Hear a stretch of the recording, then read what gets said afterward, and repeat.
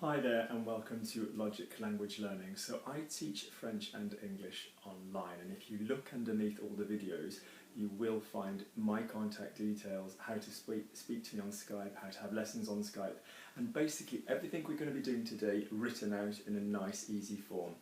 Okay, so what I try and do is give you not just the information that you can get anywhere, that's what's fantastic about the internet, but I'm trying to give you tricks and speedy little patterns that are going to really help speed your learning up. Okay, so first things today, we're having a nice clear look at the subject pronouns in French. That basically means people who are doing the sentences, people who are doing the verb, okay? Quick reminder, I kick the ball, I am the subject, I am the object, and that often confuses people. You think the thing that's having something done to it is going to be the subject.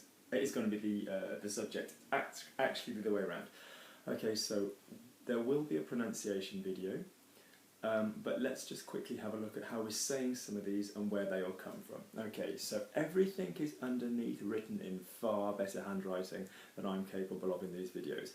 So, if we think first, and a really nice way to start thinking about this is in terms of first person, second person, third person. So if I'm on my own in the space, in the black, in the dark, I am first person, there's one of me, okay? Now say somebody comes and joins me, okay, that is first person plural. So we've had first person singular, me on my own, I. First person plural, we're going to do something together, we are one group, we are we, okay. You come and talk to me, you are my second person, there's one of you, hello you, second person singular, hello you.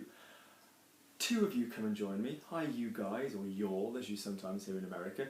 This is second person plural. Now this is very important in most European languages because we have a different word for when there's two of you as opposed to one of you, which we don't have in English. Okay, so that's second person. Anybody opposite me is second person. Finally, if somebody were to come and they were to be near me, I'm talking about them, or I can't even see them, I'm talking about them, they are third person. So let's say I can see my friend Daniel, and hello Daniel, how are you?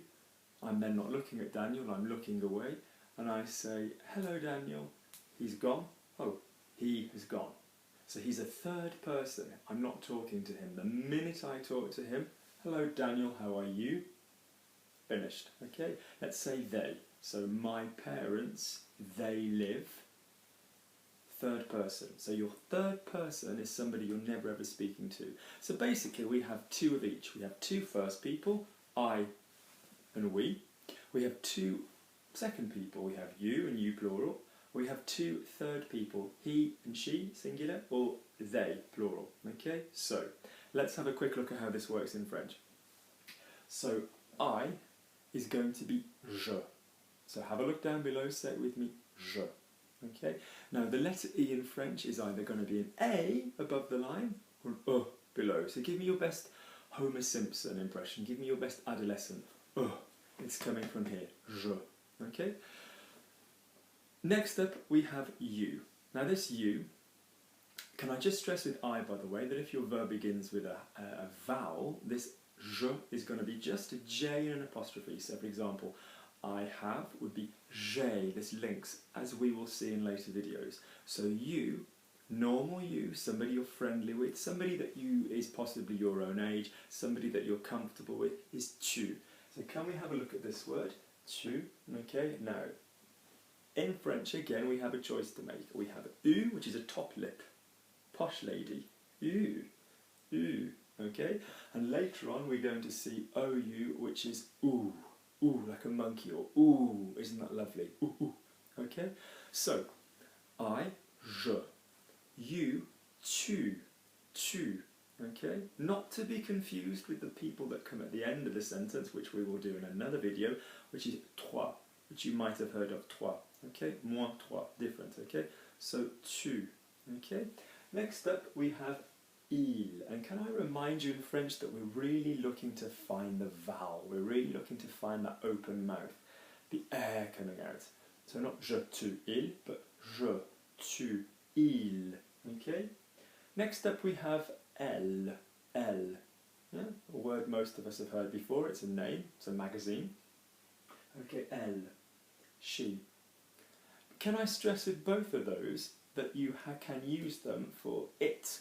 Yeah, if we're talking about a male thing, some things in French are male, some things in French are female. If we're talking about a male thing, we could use il.